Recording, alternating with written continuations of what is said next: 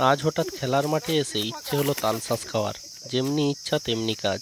সবাই মিলে চললাম কপালেশ্বরী নদীর পাড়ে তালশাঁস পাড়তে।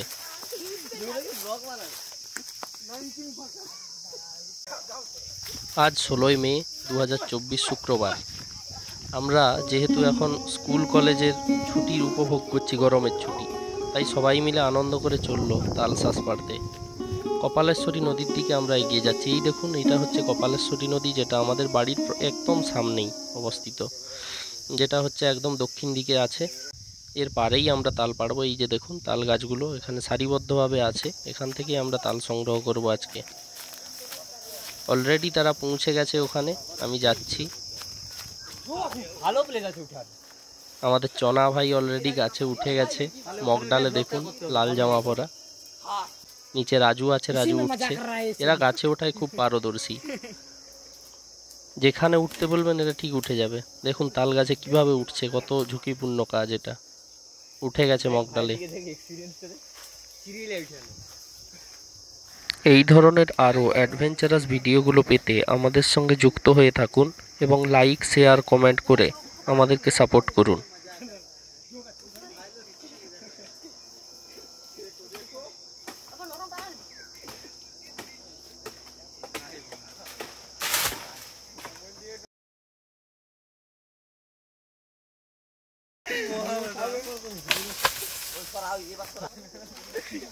ये सब लोग इसी में मजा कर रहा है, देखो देखो।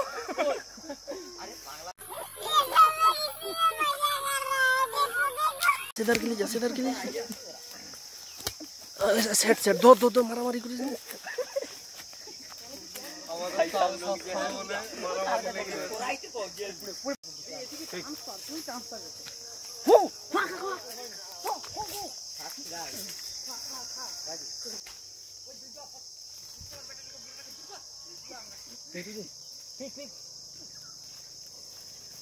এ তাল গাছ কাজ জানা নাই।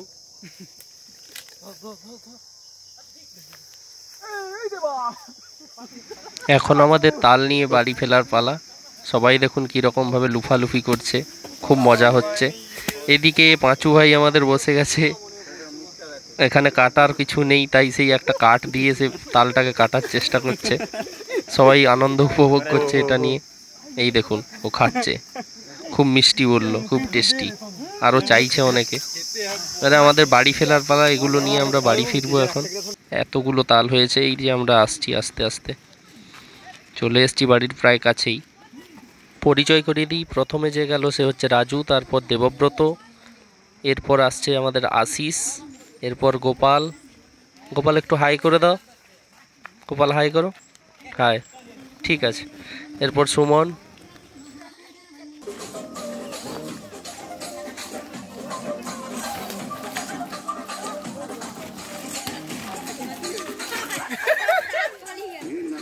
তালগুলো নিয়ে আমরা এবার একটা নির্জন জায়গায় যাচ্ছি, আমাদের পুকুর পাড়েই। ওখানে কারো বাড়িঘর নেই, ওখানে আমরা গিয়ে এগুলো খাবো।